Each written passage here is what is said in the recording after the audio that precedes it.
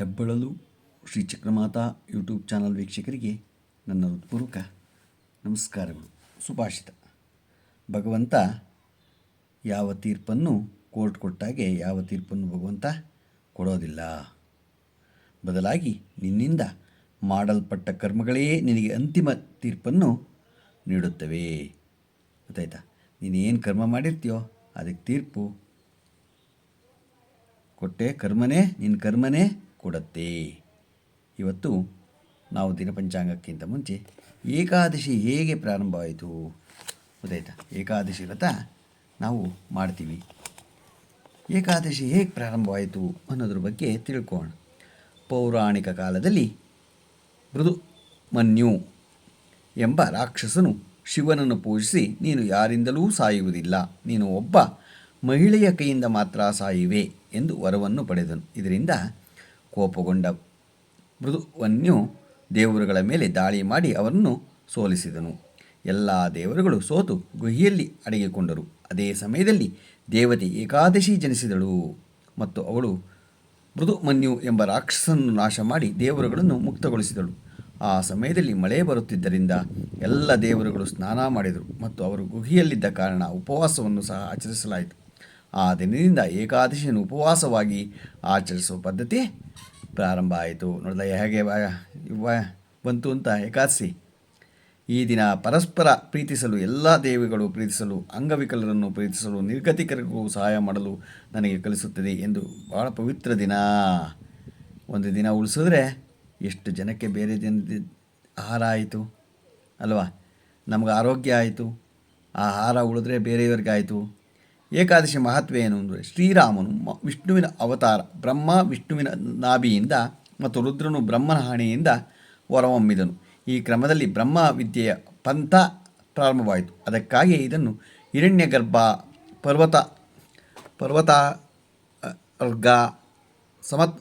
ಹಿರಣ್ಯಗರ್ಭ ಸಮವರ್ತ ಅಗ್ರ ಎಂದು ಕರೆಯಲಾಗುತ್ತದೆ. ಈ ಹಿರಣ್ಯಗರ್ಭದ ರೂಪವು ಎರಡು ವಿಧವಾಗಿದೆ, ವ್ಯಕ್ತ ಮತ್ತು ಅವ್ಯಕ್ತ. ಹಿರಣ್ಯಗರ್ಭದಿಂದಲೇ ನಾನು ಎಂಬ ಕಿಡಿ ಹೊರಹೊಮ್ಮಿತು. ಅದು ವ್ಯಕ್ತ ಮತ್ತು ಅವ್ಯಕ್ತ ಎರಡೂ ಆಗಿದೆ. ನಾನು ಎಂಬ ಅರಿವು ಮೂಲತಃ ಅವ್ಯಕ್ತವಾಗಿತ್ತು, ಆದರೆ ಅದು ಕಿಡಿಯ ರೂಪದಲ್ಲಿ ವ್ಯಕ್ತವಾಯಿತು. ಅದೇ ಮಹಾನ್ ತತ್ವದ ಅರಿವು. ಆದ್ದರಿಂದ ವೇದಗಳಲ್ಲಿ ಭೂತಸ್ಯ ಜಂತಾಪತಿರೇಕ ಆಸೀತ್ ಎಂದು ಹೇಳಲಾಗಿದೆ. ಅವ್ಯಕ್ತ ಜ್ಞಾನವು ನಾನು ಎಂಬ ಅರಿವಿನ ಮೂಲಕ ಹಿರಣ್ಯಗರ್ಭನಿಂದ ಮಾತ್ರ ವ್ಯಕ್ತವಾಗಿತ್ತು ಮತ್ತು ಅಲ್ಲಿಂದ ಗುರುಗಳ ಪಂಥವು ಪ್ರಾರಂಭವಾಯಿತು. ಹಿರಣ್ಯಗರ್ಭವೇ ಬ್ರಹ್ಮ ವಿಷ್ಣು ಮಹೇಶ್ವರ ನಾನು ಎಂಬ ಅರಿವಿಗೆ ಕಾರಣವಾಯಿತು.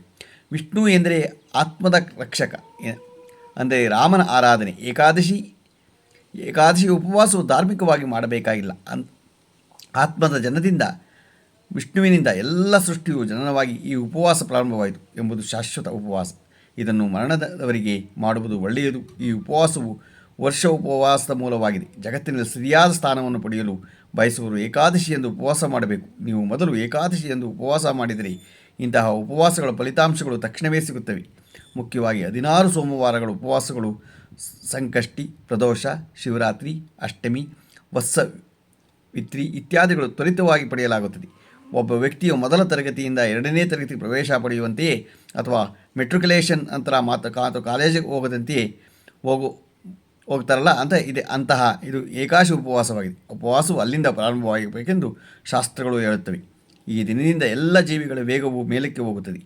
ಚಂದ್ರನ ಮೇಲೆ ಬಿಡುಗಡೆಯಾದವರು ಬಹುಶಃ ಈ ದಿನದಿಂದ ಬಿಡುಗಡೆಯಾಗುತ್ತಾರೆ. ಈ ದಿನದಂದು ನಮ್ಮ ದೇಹದಲ್ಲಿನ ವ್ಯಥೆಯು ಹೆಚ್ಚು ವೇಗವಾಗಿ ಮೇಲಕ್ಕೆ ಚಲಿಸುತ್ತದೆ, ಪ್ರಜ್ಞೆ ಮೇಲಕ್ಕೆ ಚಲಿಸುತ್ತೆ. ಅಂತಹ ಸಮಯದಲ್ಲಿ ಹೊಟ್ಟೆಯನ್ನು ಸ್ವಚ್ಛವಾಗಿಡಬೇಕು ಎಂದು ಹೇಳಲಾಗುತ್ತದೆ. ಆದ್ದರಿಂದ ಸಾಧಕರು ಕಡಿಮೆ ತಿನ್ನಬೇಕು. ಇದರಿಂದಾಗಿ ಆಧ್ಯಾತ್ಮಿಕ ಪ್ರಗತಿ ಸಂಭವಿಸುತ್ತದೆ. ಆಧ್ಯಾತ್ಮಿಕ ಆಲೋಚನೆಗಳು ಪರಿಹರಿಸಲ್ಪಡುತ್ತದೆ. ಸಾಧ್ಯವಾದರೆ ನಿರ್ಜಲ ಏಕಾದಶಿ ಮಾಡಬೇಕು. ಇಲ್ಲದಿದ್ದರೆ ಸ್ವಲ್ಪ ಸಕ್ಕರೆ ತೆಗೆದುಕೊಂಡು ಸ್ವಲ್ಪ ನೀರು ಕುಡಿಯಬೇಕು. ಹೀಗೆ ಮಾಡುವುದರಿಂದ ಹೊಟ್ಟೆಯಲ್ಲಿರುವ ಅಂಗಗಳಿಗೆ ವಿಶ್ರಾಂತಿ ಸಿಗುತ್ತದೆ. ಇದರಿಂದ ಅಂಗಗಳು ಹೆಚ್ಚು ಕ್ರಿಯಾತ್ಮಕವಾಗುತ್ತದೆ, ಮನಸ್ಸಿನ ಶಕ್ತಿ ಹೆಚ್ಚುತ್ತದೆ. ಇದನ್ನು ಮಾಡಲು ಸಾಧ್ಯವಾಗದವರು ಹಣ್ಣುಗಳನ್ನು ತಿನ್ನಬೇಕು. ಇಂದಿನ ಕಾಲದಲ್ಲಿ ಜನರು ಏಕಾದಶಿ ಆಚರಿಸುವುದಿಲ್ಲ ಎಂದು ಹೇಳಿದ್ದರೂ ಸಹ ಅವರು ನಿರಂತರವಾಗಿ ನನ್ನ ಏಕಾದಶಿ ಎಂದು ಹೇಳಬೇಕು. ಇದು ಸ್ವಯಂಚಾಲಿತವಾಗಿ ಸಮತೋಲನ ಆಹಾರ ಕ್ರಮಕ್ಕೆ ಕಾರಣವಾಗುತ್ತದೆ. ತಿನ್ನುವುದರ ಬಗ್ಗೆ ಗಮನ ಹರಿಸುವ ಅಗತ್ಯವಿಲ್ಲ ಮತ್ತು ಇದು ಏಕಾದಶಿಯನ್ನು ಆಚರಿಸಲು ಸಹಾಯ ಮಾಡುತ್ತದೆ. ಶಾಸ್ತ್ರಗಳ ಪ್ರಕಾರ ಒಂದು ತಿಂಗಳಲ್ಲಿ ಕನಿಷ್ಠ 2 ಏಕಾದಶಿಗಳು ಆಚರಿಸಬೇಕು ಅಥವಾ ಕನಿಷ್ಠ ಶುದ್ಧ ಏಕಾದಶಿಯನ್ನು ಆಚರಿಸಬೇಕು. ಉದ್ಯಾಪನ ಮಾಡಬೇಕು. ಉದ್ಯಾಪನದ ನಂತರ ಈ ಉಪವಾಸವನ್ನು ಮುಂದುವರಿಸಬೇಕು. ಈ ದಿನದಿಂದ ನಾವು ನಮ್ಮ ಮೇಲೆ ನಿರ್ಬಂಧಗಳನ್ನು ವಿಧಿಸಿಕೊಳ್ಳಬೇಕು. ನಾವು ಕೆಲವು ನಿಯಮಗಳು ಪಾಲಿಸಬೇಕು. ಉದಾಹರಣೆಗೆ ಸತ್ಯವನ್ನು ಹೇಳುವುದು, ನಿಂದನೆಯನ್ನು ತಪ್ಪಿಸುವುದು, ದಾನ ನೀಡುವುದು ಇತ್ಯಾದಿ. ಅದೇ ರೀತಿ ಕಳ್ಳತನ ಮಾಡದೇ ಇರುವುದು, ಸುಳ್ಳು ಹೇಳದೇ ಇರುವುದು, ಮೋಸ ಮಾಡದೇ ಇರುವುದು, ವಿಷ್ಣು ಸಹಸ್ರನಾಮವನ್ನು ಪಠಿಸಬೇಕು, ರುದ್ರನ್ನು ಪೂಜಿಸಬೇಕು, ಗೀತೆಗಳನ್ನು ಪಠಿಸಬೇಕು ಇತ್ಯಾದಿ. ನಾವು ಇಂದಿನ ದಿನ ಉಪವಾಸ ಮಾಡಬೇಕು. ಆಷಾಢ ಏಕಾದಶಿ ಬಹಳ ಮುಖ್ಯ. ಆ ದಿನದಿಂದ 4ನೇ ತಿಂಗಳು ಪ್ರಾರಂಭವಾಗುತ್ತದೆ. ವರ್ಷಕ್ಕೊಮ್ಮೆ ನಾವು ಸ್ಪಷ್ಟ ಮನಸ್ಸಿನಿಂದ ಪಂಢರಾಪುರದ ವಿಠ್ಠಲನ ದರ್ಶನ ಮಾಡಬೇಕು. ಪಂಢರ ಯಾತ್ರೆ ಮಾಡಿ ಭಾಳ ಚೆನ್ನಾಗಿರುತ್ತೆ, ಗೊತ್ತಾಯ್ತಾ.